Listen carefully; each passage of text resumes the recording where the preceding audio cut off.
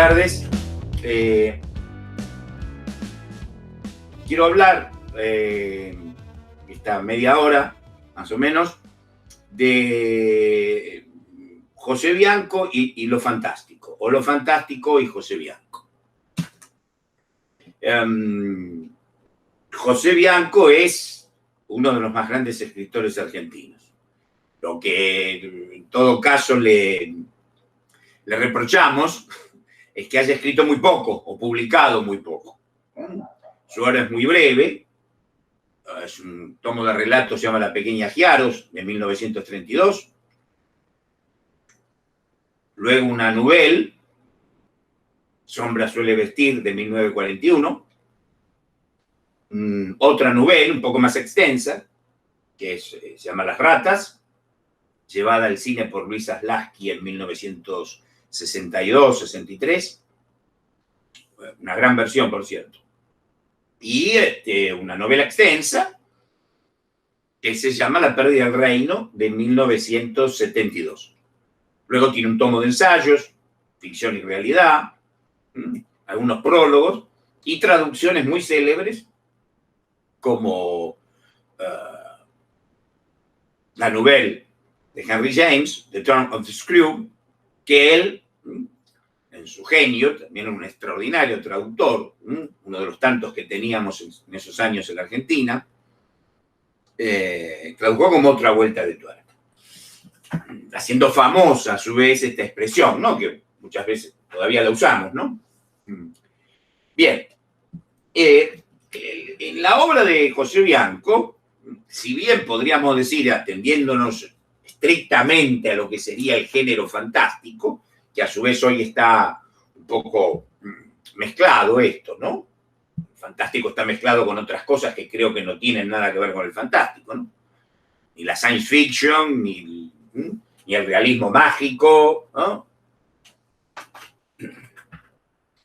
Pero si nos atenemos a una definición clásica, o que nosotros todavía sostenemos en nuestro libro todavía inédito, que se llama La otra parte, que anunciamos acá 5 años también en una charla de la biblioteca, estrictamente de toda esta obra, el que entraría perfectamente en la calificación de fantástico sería Sombra suele vestir. Pero sostenemos que a José Bianco, a la obra de José Bianco, a su obra narrativa, puede aplicársele eso que llamamos fantástico moderado, o mejor, fantástico atenuado, ¿no? Daré un ejemplo muy sencillo, creo, ¿no? También es muy conocido y además es una obra maestra del cine. Los pájaros de Hitchcock. Pájaros de Hitchcock es fantástico atenuado. Hay un elemento fantástico, pero está atenuado de alguna manera, ¿no? No es una enorme intromisión de la otredad, de alguna manera, ¿no? El caso de José Bianco también se da esto. Ahora, el tema también de José Bianco, o sea, como la obra narrativa de José Bianco se une este elemento, despliega este elemento fantástico, ¿no? Se basa en toda su obra, estos cuatro textos narrativos, en la relación vicaria. ¿Qué es una relación vicaria? Primero, ¿qué es un vicario?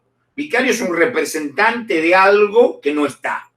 Para los católicos, o culturalmente católicos, o lo que fuere, ¿no? El Papa es el vicario de Cristo, es el representante en la tierra para los católicos, para nosotros los católicos, es el representante de Cristo en la tierra. Pero representa algo que se dice, es una función clara, se crea o no, pero es eso, represento esto. Ahora lo que se llama, ya desde hace siglo, cuando se empezó a utilizar este desplazamiento de lo vicario, es esa relación que se establece entre las personas, amistosas, laborales, pero sobre todo de tipo erótico, de tipo sexual, cuando alguien se ve atraída o atraído por otra persona, pero a través de la cual cree o delira, o fantasea o desea que representa determinada cosa que esta persona deseante cree que esa otra representa vicariamente. Y ese es el problema. El problema es que la otra persona no ha sido alertada por este primer sujeto deseante que desea que él o ella es el soporte de este deseo, ¿no? De este proceso de identificación con esa persona. Entonces, ¿qué es esa relación vicaria? Son relaciones sustitutas. Uno desea, cree amar a otra persona porque cree ver en ella, en esa persona, algo, una carencia, algo que le falta, algo que desea, una función, lo que sea, lo que fuere, que cree ver en esta persona. Claro, esta persona no ha, esta otredad, este otro, esta otra parte, no ha sido informada de esto.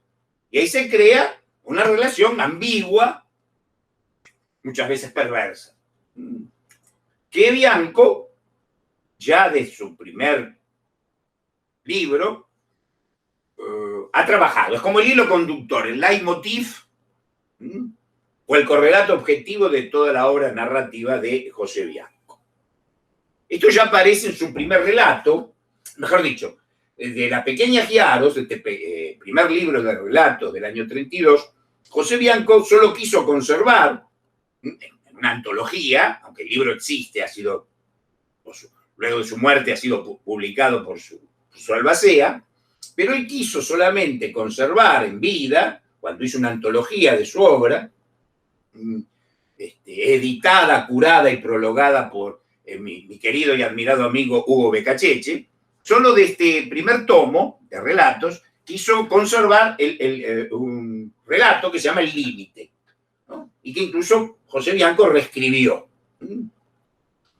Ya en este primer relato hay un personaje, el narrador, se llama Carlos Horacio, que ha sido abandonado por sus padres, ¿no? Que viajan a Europa y empieza a entablar una relación con dos parientes, dos tías, una tía y una prima, Amanda y Bebe, que tienen una relación, digamos, un tanto dudosa, digamos, ¿no? Son como lo que en francés llaman demi-mondaine, digamos, mantenidas de lujo. Estamos en los años 30, los años 20. Cocottes. Carlos Horacio le cuenta esta fascinación que tiene con estas tías, con esta prima, a alguien del colegio donde él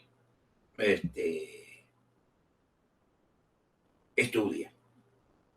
Este otro muchacho que se llama Jaime. Y Jaime empieza a desear lo que Carlos Horacio le cuenta. Y termina muriendo, digamos, sabía que estaba condenado antes por una enfermedad, termina muriendo, fantaseando el deseo de Carlos Horacio por estas dos personas. Y también siempre esto se repite, por ejemplo, en Sombra suele vestir, que creemos, creo, como muchos, no es solo uno de los 5, 6, 10 mejores relatos que se han escrito en la Argentina y en habla castellana. Yo creo que si tuviéramos que elegir, y no sería el único, 10 relatos del siglo XX de carácter fantástico, seguramente en la lista de muchos estaría Sombra suele vestir, que es una cita de un soneto de Góngora. No viene al caso.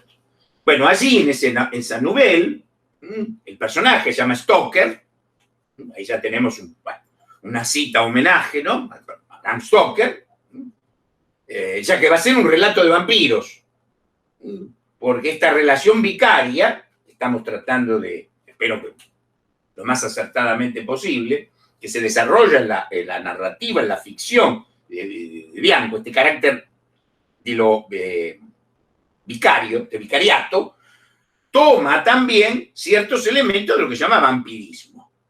El vampirismo en Stoker está utilizado con la simbología de Quiróptera, de los murciélagos, o sea, con una simbología animal, bestial.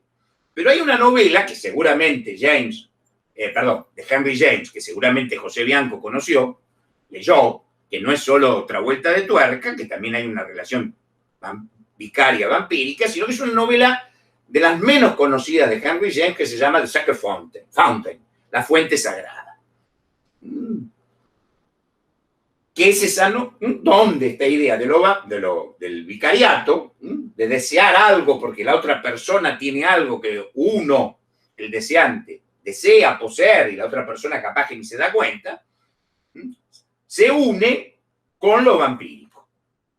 De ahí que ya en esta autoconciencia de la relación fantástica vicaria vampírica, en la segunda obra narrativa de José Pepe Bianco, del 41, el protagonista se llama Stoker. Stoker tiene relaciones de tipo prostibulario con Jacinta. Alguien también bastante similar a los personajes femeninos de El Límite. Jacinta tiene un hermano que, como ella dice, es un simple, es alguien privado de razón, pero es una criatura, Raúl, una criatura angelical.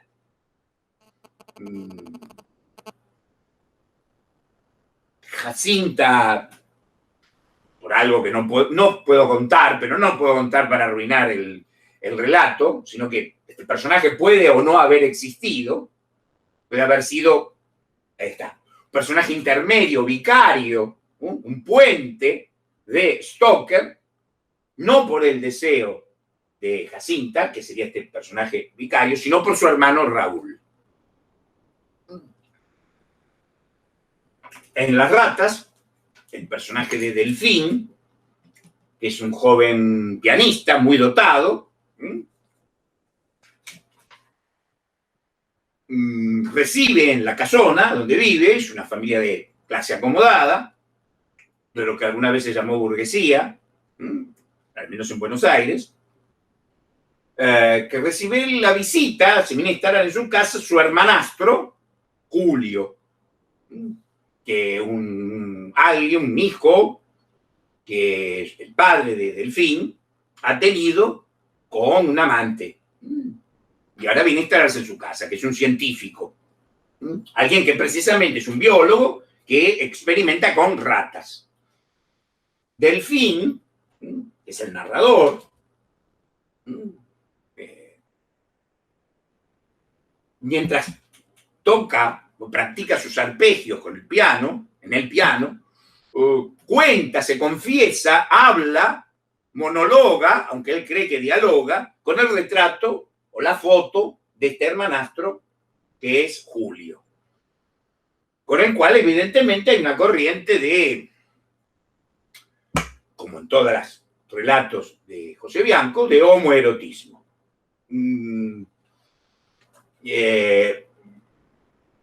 Delfín imagina a un Julio que no es, y que esto precipitará el final, la muerte, el envenenamiento de Julio, con las mismas sustancias, con los mismos venenos, con los mismos tóxicos que Julio experimentaba con esas ratas, envenenado por Delfín, o aparentemente Delfín, ¿no? Ya que hay otro personaje para crear una suerte de sospecha, pero bueno, la idea es que si lo envenenó, como aparentemente es Delfín, es que ha envenenado, ha matado a este Julio, que no ha logrado satisfacer ese deseo vicario que Delfín imaginaba. Su obra maestra, su obra más extensa, que es La pérdida del reino, una novela que tardó 20 años en escribirse, no 20 años sucesivamente, yo que la había empezado 20 años atrás y de un tirón, así contaba Bianco, la había terminado. La P. del Reino, que es una de las 3, 4 novelas más grandes, más importantes, más geniales, más logradas, más ricas y extrañas de la literatura argentina y de lengua castellana en general, la relación vicaria vampírica se traslada, en este caso, hay un personaje innominado, que es un corrector de pruebas, es un lector de un editorial, cuyo nombre no conocemos, que un día, mediante una mujer, que lo trata a él porque quiere que le corrija un poco las memorias de una familia, digamos, también de la alta burguesía argentina o porteña, y mediante este personaje llamado Luisa Doncel, narrador, primera persona, que no conocemos su nombre, conoce a un personaje, Rufino Velázquez, que ha sido amante de Luisa Doncel, etcétera, etcétera. Bueno, y este Rufo Velázquez, que cuando entra en escena, digamos, en la novela y lo conoce este primer personaje, ¿no?, ha sido una eminencia, pero esas eminencias, esas pequeñas eminencias que en ciertos círculos se dan. Un personaje, una promesa. Este Rufino Velázquez iba a ser ¿no?, iba a dar lugar a algún tipo de obra, alguna obra maestra literaria, de crítica literaria, poética. Sin embargo, cuando lo encuentra el narrador, ya está prácticamente por morir, muy enfermo. Enfermo de parálisis.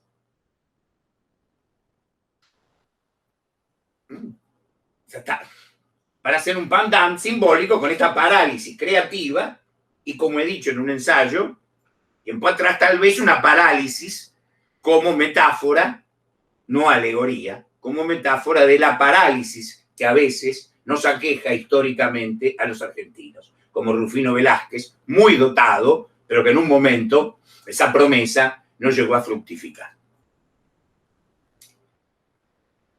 Rufino Velázquez, entonces, a este primer narrador, le confiesa que ha intentado siempre escribir una novela y que ya no la podrá escribir. Le pide, por favor, que él escriba esa novela por él. Y le entrega, para esta tarea, toda una serie de apuntes, diarios, obiter dicta, fotos, incluso algunas muy íntimas, para que él reconstruya con toda libertad, puede inventar esta novela que Rufino Velázquez jamás ha podido escribir. Y ahí empieza esta novela, que está narrada por este escritor fantasma, más que nunca, un escritor fantasma o vampírico, un vampiro benéfico en todo caso, que se alimenta de estas obras de la vida, de toda una vida, de esta joven promesa, ahora ya no tan joven, ni promesa, que es Rufino Velázquez. Cuando pasamos a la acción, digamos hasta segunda o tercera acción, o movimiento dramático, vemos que toda la vida de Rufino Velázquez, de Rufo Velázquez, interesante, esto es Rufino, pero siempre es Rufo, aparte de que ha sido paralizado al final de su vida, ¿no?, siempre ha sido dividido también en su nombre, Rufo. Y toda la vida de Rufino Velázquez, o de Rufo, que ha oscilado de un amor en otro, con diferentes uniones, pero en realidad todas han sido sustitutos, han sido personajes, estas dos mujeres, que se llaman, a ver,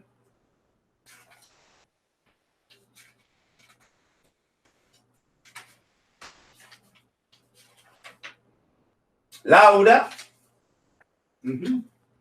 e Inés Venturelli, que hay una relación entre ellos. Pero bueno, que en realidad estas dos mujeres, los amantes, han sido personajes vicarios, porque en realidad a quien siempre deseó Rufo en su vida es a su compañero de escuela, Néstor Sagasta, que exhibe una suerte de virilidad sin cortapisas. Y que a su vez, para dar otra vuelta de tuerca, ya que estamos con el autor de esta expresión, de esta metáfora, vemos una extraordinaria, magistral trabajo intelectual, mental, anímico de José Bianco. O sea que hasta cuando traducía, hasta cuando inventaba el título para traducir una novela de uno de sus escritores favoritos, como Henry James, los otros indudablemente son Marcel Proust y el también francés, el escritor católico francés, Julien Gorin, a quien también tradujo. O sea que aún esto, la metáfora, otra vuelta de tuerca, es parte de la técnica narrativa propia de la propia ficción de José Bianco. Bueno, estas dos mujeres, Laura e Inés, han sido a su vez amantes anteriormente de Néstor Sagasta. Con lo cual, la serie sucesiva de relaciones vicarias se da de manera extrema. Ahora bien, aparte de esto de ser una forma indudablemente de lo fantástico, puesto que precisamente lo fantástico, según nuestros criterios teóricos, lo hemos expuesto muchas veces, esperemos alguna vez poder editar este libro que se llama La otra parte, para nuestro criterio teórico, lo fantástico se basa, básicamente, su punto central, su axis mundi, es la definición de una otredad. En cuanto hay una otredad,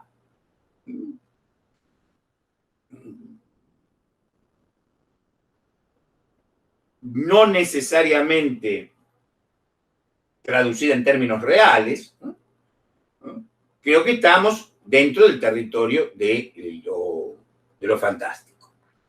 Ahora bien, estos relatos de Bianco traducen otra idea, otro concepto, ¿no? Un fuera de campo, a su vez. Básico, primero, central, como correlato objetivo, es esta relación que oscila o se da de consumo paralelamente entre lo vicario y lo vampírico. A veces lo vicario puede tener, en el caso, si volvemos al punto de partida de la pérdida del reino, algo positivo, porque finalmente este vicariato, entregarle su vida en papel y en fotos, ¿no? Su memoranda a Rufo Velázquez, a este, que va a ser su novela, este vicariato sería positivo. No el vicariato o la relación vicaria que el protagonista de esta novela, que él no escribirá, Rufo, ha tenido con Néstor Sagasta y a su vez con las amantes de Néstor Sagasta.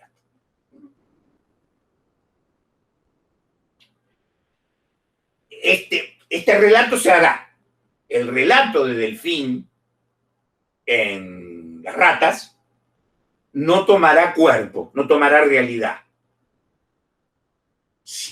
El relato de Stoker tampoco tendrá lugar. No sabemos si todo esto ha sido toda una construcción. No sabemos incluso si Jacinta, el personaje sostén del vicariato, ha sido real o un fantasma o un delirio de Stoker para estar cerca, como finalmente sucederá en Sombra suele vestir, de este personaje angelical, ¿no? Angelical lo privado, ¿no?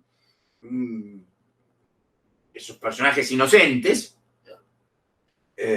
ha sido un pretexto de personaje llamado Stoker para estar cerca de Raúl. Pero tampoco hay relato. y yendo de nuevo hacia el punto de partida, en reversa o hacia el comienzo, en el límite, Jaime será como la víctima de este relato oral de Carlos Horacio, pero que tampoco tendrá cuerpo. Así que si pasamos ahora a su vez, en sentido progresivo, vemos que la imposibilidad del relato, esto que ha quedado en una oralidad y lleva a la muerte al protagonista, Jaime, Jaime, sí, tengo mis machetes, que llevará a la muerte a Jaime, que llevará a la frustración y al crimen, al asesinato, al fratricidio, a Delfín en Las Ratas, a esa imposibilidad de relatar de Stoker en Sombra suele vestir, este vicariato tendrá al final no solo de la vida narrativa y de la propia vida de José Bianco, aunque por suerte vivirá muchos años más, tendrá un final feliz. El vicariato, la relación vicaria, finalmente, la culminación de su obra, en la pérdida del reino, la relación vicaria o una de las relaciones vicarias será superada. ¿Y qué sería entonces la parte positiva, solar, luminosa de la relación vicaria? La creación estética, el arte. Indudablemente, y esto no disminuye la obra de José Bianco, tiene un correlato con James y sobre todo con Marcel Proust. La recherche, en busca del tiempo perdido, finalmente es, cierto que dilatada a lo largo de miles de páginas y en 7 tomos, ¿qué es eso? Todas esas relaciones que establece el personaje, el narrador, Marcel, y a su vez todos sus personajes, que todos tienen relaciones vicarias entre sí, sustitutas de todo tipo, erótico, sexual, ¿verdad? ¿En qué culmina? O sea, ¿cuál es su meta? Su acmé, su punto mega. Que Marcel, el narrador, y alter ego de Proust, indudablemente, declaradamente, se pondrá a escribir esta novela que nosotros, esta serie de novelas, o este relato, novela Río, o Roman Fleuve, que nosotros, si hemos llegado al final de los 7 tomos, hemos terminado de leer. Así que tenemos con Bianco una de las obras más pulidas, trabajadas, autoconscientes, arquitectónicamente, si me permiten esta metáfora que siempre es dudosa, fuera de la arquitectura, si la usa Frank Lloyd Wright es algo, ¿no? Pero ustedes me permitirán, esa arquitectura, ese entramado, ahí está, ese entramado, que es de los más logrados, ¿no? De los más perfectos de la literatura y del pensamiento argentino. Y también, finalmente, me gustaría repetir o retraer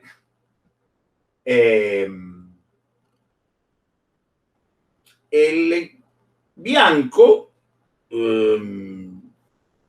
que ha sido el que creaba, digamos, el que mantuvo el prestigio de la revista Sur, ¿no? Yo no he colaborado en ella, no llegué ni temporalmente tampoco, pero he sabido que sé que prácticamente armaba la revista, corregía, elegía a los autores, corregía hasta la última nota y todo eso. Que si bien aparentemente fue un escritor perteneciente a determinado círculo, creó dentro de ese círculo, si es que lo fue, la revista Sur, a esta altura francamente no me interesa absolutamente nada, salvo para alguna trivia ocasional, ¿no? Fue alguien que con determinada diégesis, siempre trabajando con personajes de la mediana o alta burguesía, nos dio no un testimonio, porque testimonio, para eso está Internet hoy en día, sino una reelaboración crítica, dialéctica crítica, de esa propia clase, de ese propio grupo humano, anímico espiritual, conocido de primera mano y no visto desde el punto de vista faccioso, sino internamente. Y precisamente es con su grupo social o su grupo de pertenencia intelectual, lo que fuere, Bianco muestra también ahí, ¿no? como decía, de la parálisis de Rufino Velázquez, ¿no? Que también esta clase, o este grupo social, ¿no? Visto por uno de sus integrantes, en todo caso un integrante tanto puesto como al margen oblicuamente, ¿no? Que es lo mejor, si puedo ya permitirme algún consejo al joven o no tan joven escritor, escritora, que es eso, ¿no? Siempre trabajar oblicuamente con un grupo de pertenencia al cual uno le ha tocado en suerte por lo que fuere, ¿no? Un grupo de pertenencia por distintas situaciones sociales, religiosas, históricas, eróticas, sexuales, patatín, patatán. Entonces también ahí vemos que esta clase, este grupo, cuyo emblema, su flor primaveral, que ha llegado un otoño muy ceniciento, no ha hecho lo que tenía que hacer. Así que tenemos también ahí, en el caso de Bianco, mediante este sostén de lo fantástico, ¿no? Una posibilidad, un desplazamiento de eso que Georg Lukács, llamaba el realismo crítico.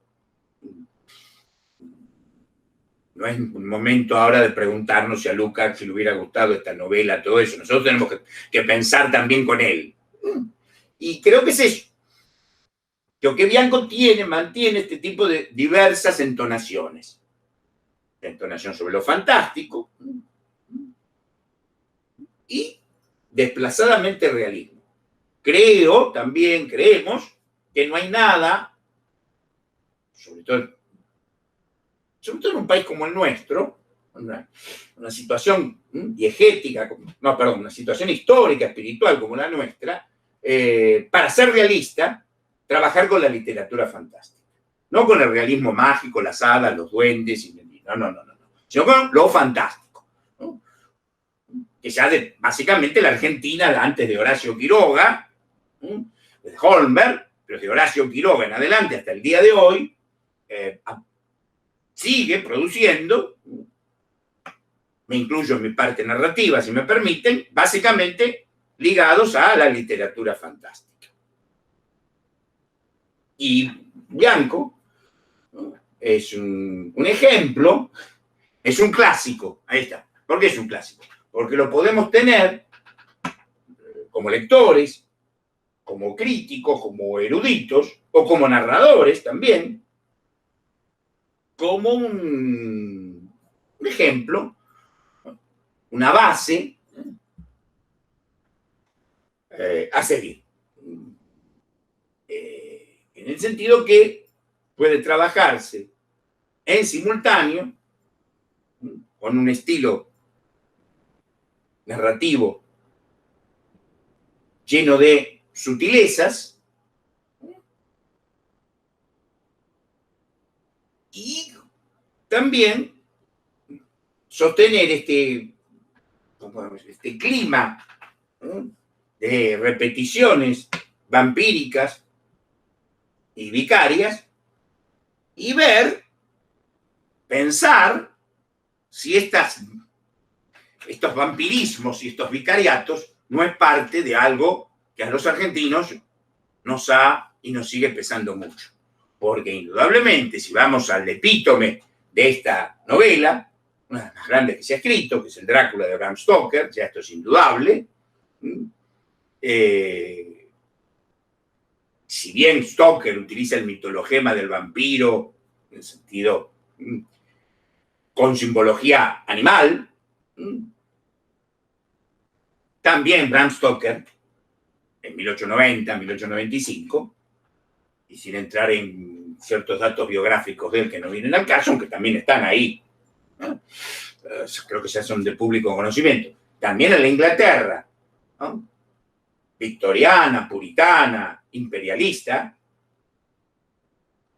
Stoker, el primer Stoker, no está trabajando solamente con alguien que se alimenta de sangre, porque es un personaje diabólico, que lo es, o sea que Stoker era un autor religioso, sino que también tiene una metáfora, ¿no?, o un desplazamiento, o un fuera de campo, con lo social e histórico. Y terminando esto, si me permiten, redondeando, espero redondearlo, en Bianco, la literatura de Bianco, la actitud de José Bianco con respecto al intelecto y el trabajo intelectual, ¿no?, al tener una propia obra, ¿no?, muy particular, ¿no?, y trabajar también como favorecedor de escritores, pues podrían hacer una larguísima lista, ¿no?, creo que también es algo, una base, un ejemplo, una metáfora de lo que todavía en la Argentina puede y debe ser el trabajo intelectual. Así que es una obra admirable como ficción, como reflexión y como metáfora simbólica, mitopoética de lo que somos los argentinos. Muchas gracias.